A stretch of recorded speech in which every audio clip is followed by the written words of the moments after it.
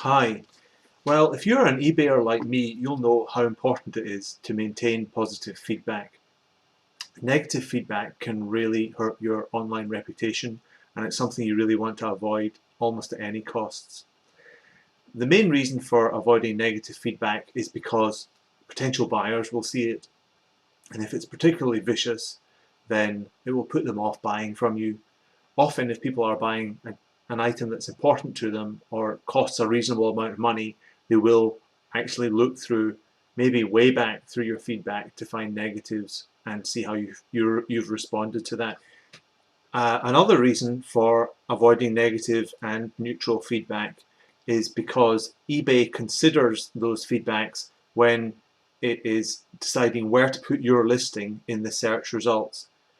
In order to sell successfully on eBay or get the most money for your item, it's important that when someone searches for a given thing, for example, tumble dryer, that your item appears as frequently as possible on the top page or maybe second page of the listings before the auction ends. Most things will start to appear in the listings in the last minute, no matter how bad you are, to give everyone a chance. But you really want to appear way before then, and eBay looks at your results, and if there are negatives in there, it'll put it down quite a bit. Also, if you're trying to get top-rated seller status or stay above standard, both of which are pretty important, top-rated is excellent for getting your results appearing well in the search standings. Your defects, as they're called, include your feedback. So you may have a negative feedback and that looks not so good on you, but that's included just as a low star rating for, say, delivery would be, and a neutral counts against you as well, but a negative especially so. So it's worth doing everything you can to try and avoid negative and neutral feedback. So you think to yourself, well, all I have to do is just not rip someone off or send the item onto, well, no, way back at the start it used to be like that on eBay. Yeah, I'll send the item, he's got it, it's vaguely like the description, should avoid a negative.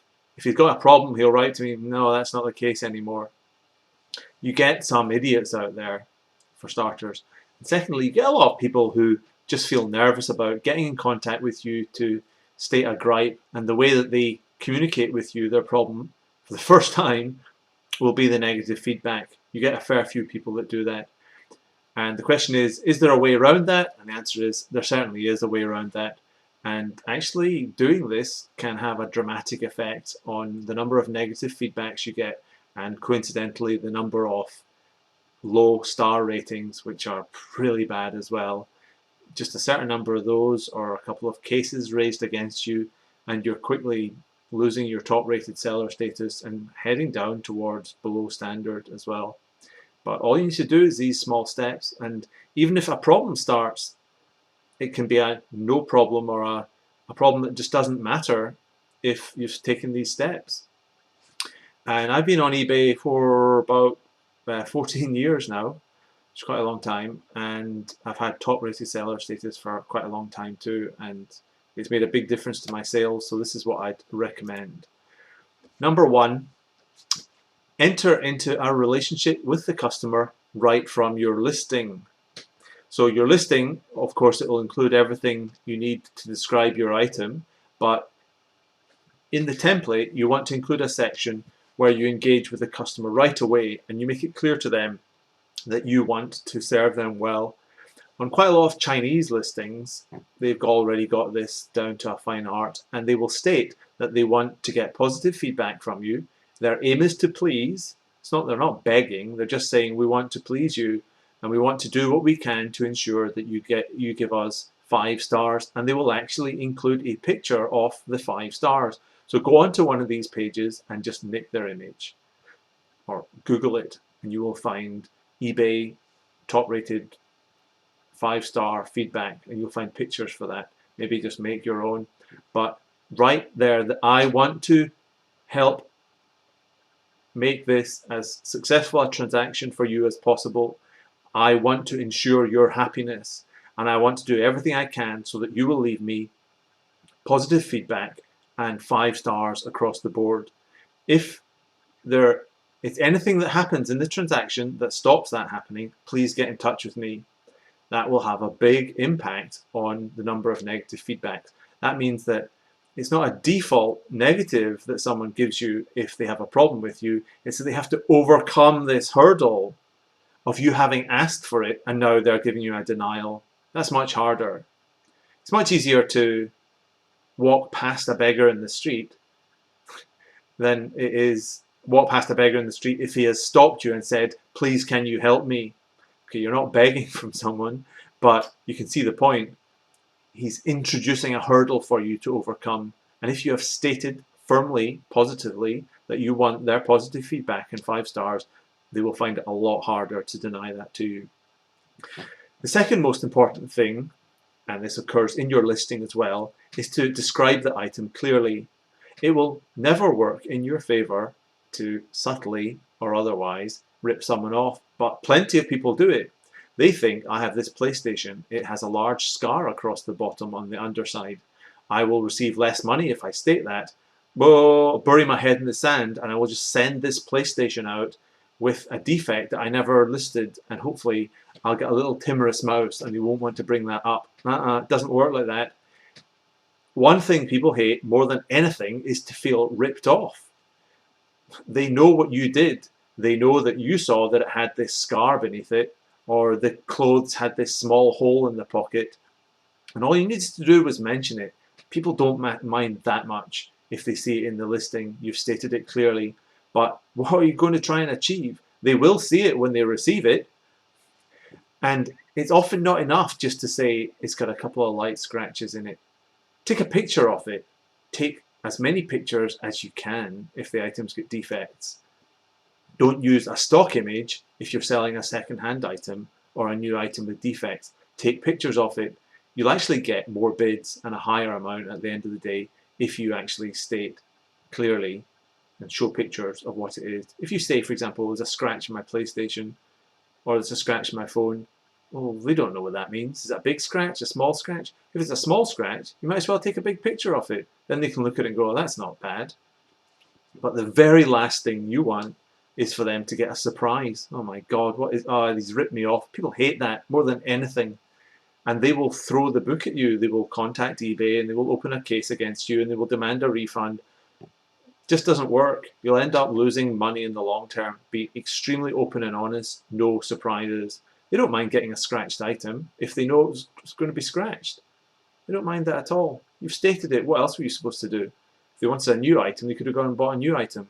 What they don't want is to buy a new item or an item that's been used once when it's been, oh yeah, used once on a hill climb around the Nepalese mountains or something. State it clearly, and whatever you do, don't state new, especially for clothes, when it's not new. If you've used it and worn it once, it's used. People try that all the time.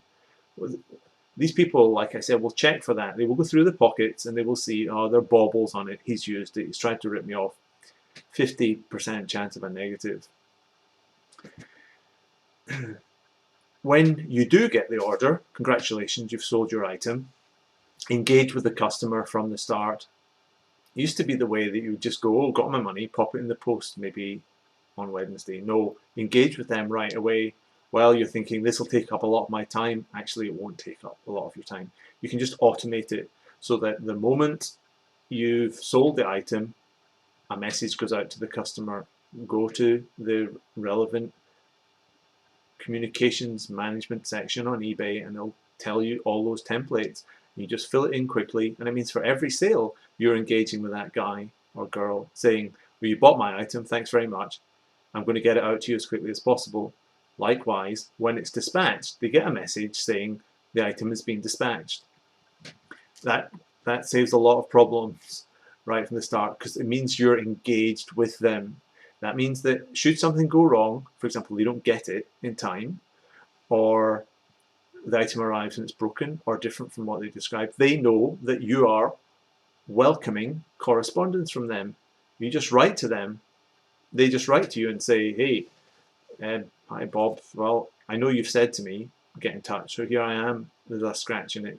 Can you help me?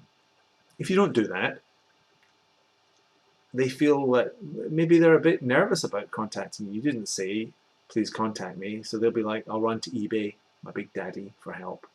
Bad news. You want them to come to you first, preferably by email and not by eBay's messaging system. So you've got the order, pack the item carefully.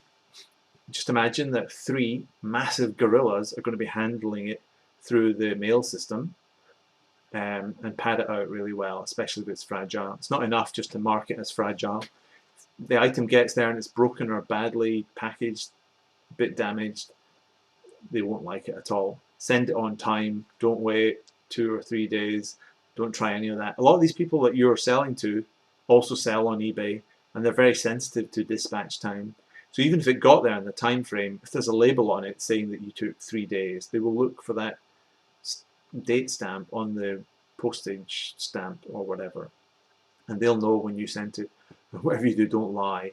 Don't say, oh, it's dispatched, and then send it 3 days later, because they'll be sensitive to that, and then you'll probably get marked down for communications. You don't want a 1 or 2 star. You just don't want that. And all you need to do is send it in time. If it's going to be late, if there's a problem, if the dog ate your car, anything happened to cause a delay, if the courier didn't show up, that happens, just say to the person, very truthfully and honestly, or something came up, your car broke down, just write and say that. They're human, they know it could happen to them. They won't really mind. Really, only the very, very worst person would mind that, okay, it's going to be a day late. What you don't want happening at all costs is for the item to show up late and you didn't tell them. All you needed to do was drop them an email. Okay, number 5.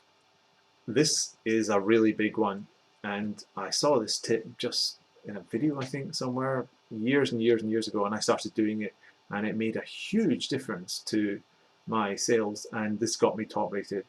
And what you do is you include a small flyer with the item. I used to just send the item, and it looks like you're kind of discarding the item. Oh, get rid of it, send it to the guy. It's not nice just to receive a box with a PlayStation in it, second-hand PlayStation. You know, you're a person. You're communicating with another person. You wouldn't do that to a friend, so why do it to an eBayer? Include some form of correspondence with it. Even better if you can personalize it. When I sold art, I would send cards. You know, they would cost me 10p each. I'd buy them in bulk, and I would just sign off. It made a huge difference. You're now almost the person's friend. They're going to leave you negative feedback. You've been nice to them. If they get a big box, just a PlayStation in it, and it's got a bit of it's broken, happens, broken transit, or it's not what they expected, or they're not a nice person, they just want to fight, or they want to try and scam you for some refund money. You're not a person to them, because you're just this guy that's popped a PlayStation in a box. But if you included a card with it, or a small flyer, even a standard flyer, you know, you just use a table in Microsoft Word or such like, and make it 5 to a page or 4 to a page of these little flyers that just say, thanks for your order. If there are any problems, please contact me. Please give me positive feedback and 5 stars. If for any reason you find a problem that makes you want to not to do this, please contact me. Okay, and that brings us on to number 6, and this is pretty important too, and it's because of the way eBay has changed. It is give them your email address on the flyer, not your eBay address, your email address, a specific one for handling the complaint preferably, but if not, just your personal email address. And say to them on the flyer that they should contact you on this email address if there is a problem, because otherwise the default will be they will find a problem. It may be broken or different, or they may just want to return it, and they will go to eBay and try and communicate that to you. In the old days, what that would mean, it would say contact the seller. Fine, send you an email. Don't work like that anymore. eBay didn't like that, and the reason they didn't like it is because they wanted to know. You selling stuff that people aren't liking or having a problem with, we want to be in on that. And they open a blooming case now. which is crazy. It's unthinkable in the old days that a case was a big thing. Now it's routine. You want to return it? You thought it was pink and it's brown. You're blind. You're an idiot. Open a case, and that case counts against you just because they had a change of mind. And you can get past all of that if you say to them, the most reliable way for you to contact me is by sending me an email to this personal email address. And they've got that right in front of them on a piece of paper as they're pulling this stuff out of the box. And it's much, much more likely that they're going to go, here's his email. I'm just going to send an email to that, because they know that'll get straight to you. That's by far the best way to do it. 7, okay, something's gone wrong. Imagine that happens no matter how much you try. Either something will break, or there was just something they didn't notice in the description. You maybe said there was a scratch and they didn't see that, or they misunderstood the terms, or there was a customs charge, or they dropped it in Royal Mail, stood in it, it's happened, threw it around, stole something from it, or it didn't get there. It happens about 1 in every 100, 1 in every 50 times roughly. It depends who you use to send stuff with, but that'll happen, and they come to you and they say, I've got a problem, the item's not got here, or it broke, or it's nothing like you described. Give me my money back, something like that. The first and most important thing to do is trust the buyer, because the temptation is to think, yeah, of course, yeah, you're trying to scam me, you're trying to get something for free. It's extremely rare to actually find someone that's trying to do that to you. Most people are decent, and especially nowadays, because eBay clamps down on anyone trying it on, you can report them if they're making an unjustifiable claim. So you have to believe them. And at times I didn't believe people, and I went, yeah, you're trying to get something, or that's not a reasonable complaint. That's by far the worst thing to do, and these are how the negatives come out. You'll get a negative from that person because they feel that they've been wronged, and they just want to give you an opportunity to address it. That's all it normally is, and be very understanding. And what happened in the end, when I did really trust the buyer, is that we almost ended up in dispute correspondence because they wouldn't accept the amount that I was trying to refund them, because they saw my decency and generosity and desire to help in as human a way as possible, and they said, no, you're offering me too much. They'd never then go, yeah, give me half my money back. Because the most important thing for people to do most of the time is to be reasonable and seem to be decent. If you're decent to them, they'll treat you decent back. So the first thing you're going to do in the correspondence that responds to the gripe is to say, I am sorry, thank you for getting in touch with me. I am sorry that you have had, and then state the problem. I can understand that this must be disappointing to you if you're on their side. I want to do everything I can to fix it to your satisfaction. Please let me help with this. You're 90% of the way there to getting the problem resolved. So then what do you say? You say, what some people say is, oh, just send it back. Yeah, that'll get them. If there's a real problem, they'll just send it back. No, don't just say send it back. It's one of the worst things you can say, because most people won't be bothered sending it back. It's a trek to the post office. They've opened it, they've got to repack it all. It's a hassle. They paid for it for convenience. Now they're being inconvenienced. There's a reason why they buy online rather than shops half the time. It's because they don't want to traipse around everywhere, or they're busy, and they won't send it back. But they still feel aggrieved, and they knew ultimately that you knew that that was a solution, that they just would hold on to it and wouldn't send it back. They feel that, and they'll deal with that whole situation by giving you very poor stars, maybe across the board. 4 1 stars, disaster. I mean, that can wipe out a top-rated seller account, or fairly frequently they'll just leave you a negative, maybe a neutral if you're lucky, or open a case. Disaster, just to put some pressure on you. Really not good news for you, and you could have avoided that by saying, what can I do to help? How would you like this to be resolved? And often they might just go, be reasonable. They might just go, do you want to give me a partial refund? Wow, this is actually good news for you, because the alternative is for them to pay to have it returned. They're not ripping you off. They're not.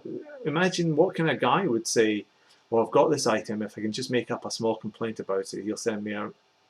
Very few people actually do that, trying to get a refund. Very few people. And the chances are that they are being honest, and you can save the return postage and then having to relist the blooming thing, as well as this person being annoyed, and the money that you'll lose by losing your search standing by having negative feedback or bad stars. That's worth a lot more than the cost of this refund, trust me. So just keep, especially if they're an idiot. You get idiots, about 1 in 100, 1 in 150 on eBay. They're just idiots. They're just, you get, if you went and took a sample of 200 people on the street, you'd meet 3 with personality disorders. It's not that they're chosen to be nasty, it's just they're born obtuse. And these people show up on eBay, and it's a chance for them, because they're the buyer and you're the seller, and they've got the power just to dump it on your head. And some of them, you'll see it in their feedback, they're just leaving negative feedback all over the place. It's an opportunity for them to jump in your head. Just don't engage. Just try and say, look, okay, I'll give you 25% back if it's a moderately priced item, or why don't you just keep it, and if it's a low value item, God, just keep it. I'll give you 50% back. That'll save you the hassle of having to return it. That works 90%, 95% of the time. Everyone's happy. He wants to shut up because he's got some free money and he's got his item, and you've not really lost out that much. Just get it out of the way. In half of these situations to 80% of these situations, you would have been better off just refunding the whole thing on the spot, or something really generous. Really, given the amount of time that you're going to dedicate to resolving the problem, I'll go on and on. Oh God, and he's going to open a case against you now. Now you've got all that going on. Oh, it's escalated to eBay. Next thing you know, you've lost your top-rated seller. All you need to do is refund the guy £3. Just, people don't rip it off half as much as you would imagine. Sometimes, despite all this, someone will go ahead and open a case. So the countdown timer has started, and what you want to avoid at all costs is that case being escalated to eBay. They give you a time frame, enough time for them to get the item back to you if that's the choice. But really, try and go along with their request. If they say they want a refund, offer a partial refund. Just enter a dialogue with them. But you don't want the case to go on and on. You don't want that to count against you. Just don't ignore it. Don't bury your head in the sand and think, oh, I'll get around to it. Act immediately and try and resolve that. Use the template that I mentioned before about what to say to the person, but really get going on that and try and stop it as soon as you can. So despite all that, you've ended up, number 8, you've ended up with a negative or neutral. Not so bad, but still not good. Neutral and negative, they'll probably be accompanied by low stars that you can't necessarily see. You'll probably be able to estimate that you've received low, i.e. 1 and 2 stars, which are really not good news for your account. So it's not all lost. In the old days, it used to be a nightmare, impossible to try and get that removed. You'd have to go through this mutual feedback removal system or contract square trade and pay them some money or something. Oh, crazy. Now it's not so bad, because eBay know that people can leave a negative on a whim, 1, and 2, it's affecting your account more than it used to, quite a bit. So what you can do is approach the person and say, oh, look, you've had to leave a negative. I can see how this must have been a problem for you. I'm so sorry that I wasn't able to help. Don't be confrontational. Don't say, what's going on? They've got a right to leave a negative. You don't have a right to demand it taken away. So you're really pleading with them and just saying, I'm sorry, is there anything I can do to help you? They're faced with a situation where, say they remove the negative, what difference does that make to them? Nothing. And they're faced with the potential of making a few pounds to $8 or $9, $10 or something like that for just going along with it. Many people go along with it there. They won't like to just ignore you or just show you the finger in that kind of situation. So more often than not, they will accept that. If they don't, you could always go to eBay, especially if the person has threatened you or has extorted from you by suggesting something like, give me my money back or I will give you a negative. You can get that taken off like that. And when they take it off, they can they will take away all of the stars as well.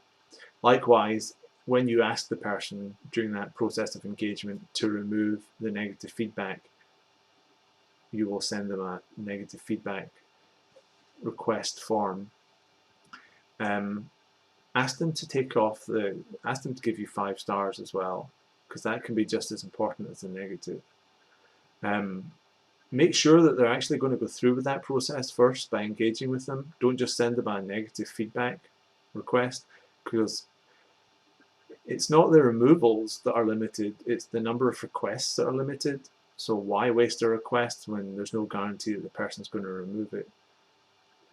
Ask them first. It's more polite and it's the better way to do it, and you're engaging with them.